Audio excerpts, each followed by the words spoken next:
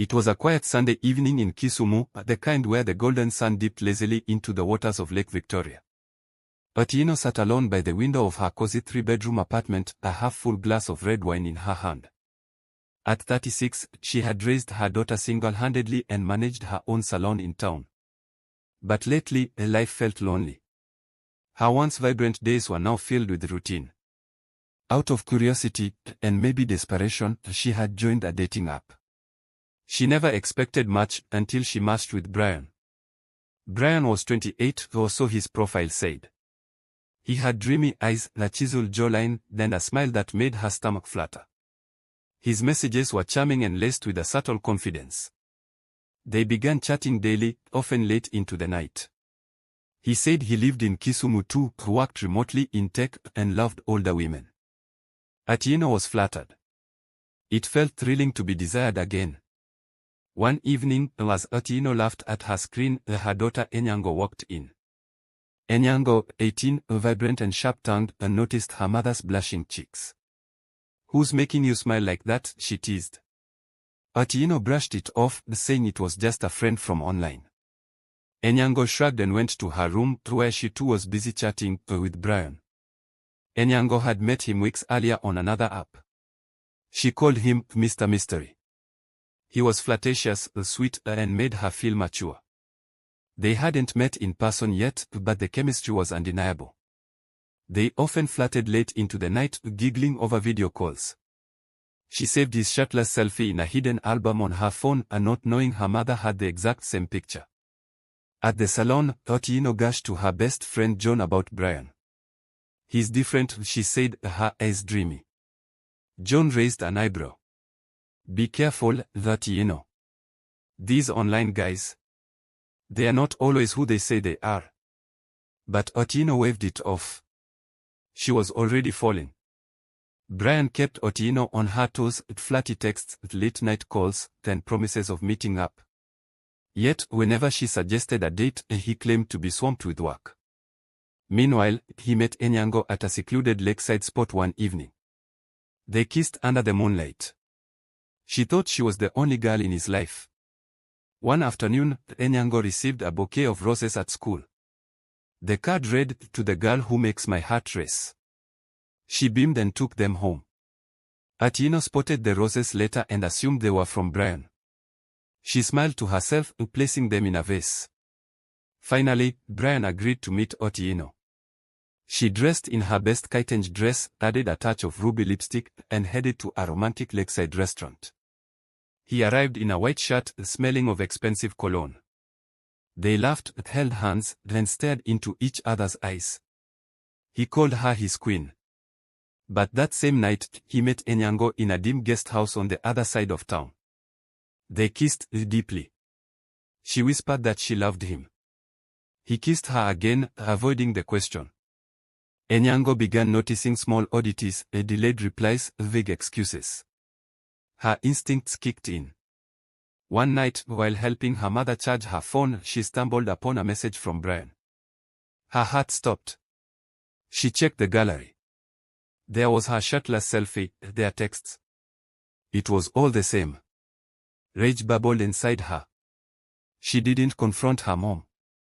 Instead, she called her best friend Nemo. "He's playing both of us," she whispered. "I need proof." The next day, Enyango invited Brian to Otieno's salon under the pretense of a surprise. Otieno was styling a client when the door opened and in walked Brian. He froze. Enyango sat in the waiting chair, arms crossed. Otieno looked up, confused, then horrified. Enyango exploded. "You're sleeping with my boyfriend," she screamed. Clients gasped. John dragged Otieno aside. Brian backed out of the salon and disappeared. Chaos reigned. Enyango stormed out. Otieno followed, begging for an explanation. Enyango was inconsolable. "You knew. You just wanted him for yourself." Otieno sobbed. "Enyango, I had no idea. Please believe me." But Enyango wasn't listening. She packed her things and moved in with Nemo that night. In the following days, Otieno's life fell apart. She tried calling Brian, but he had blocked her.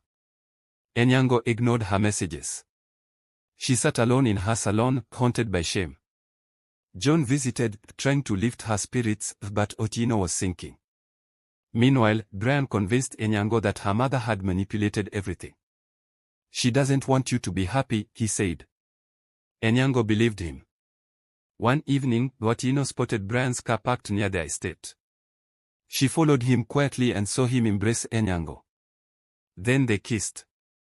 Her heart shattered. Otieno began drinking heavily. Her salon suffered. Her clients dwindled. The town whispered. Then came the proposal. Brian took Enyango to the lake, got down on one knee, and slid a shiny ring onto her finger. She cried and said yes.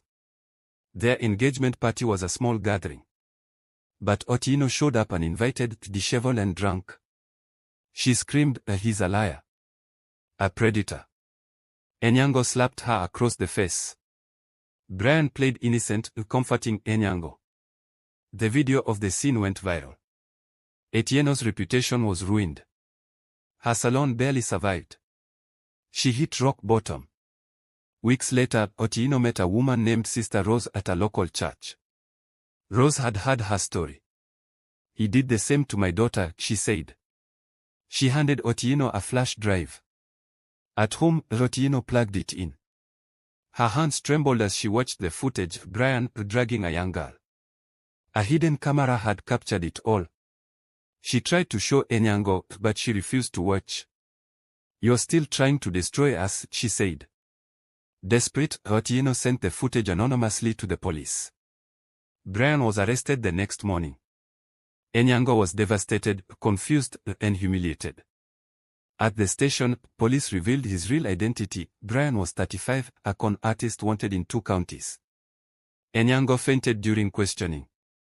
At the hospital, Otieno found her there, curled on the bed, crying. She sat beside her, silently. No words. Enyango whispered, "I'm sorry, Mom." Otieno hugged her tightly. "We were both victims." Brian's trial was swift. Multiple women came forward.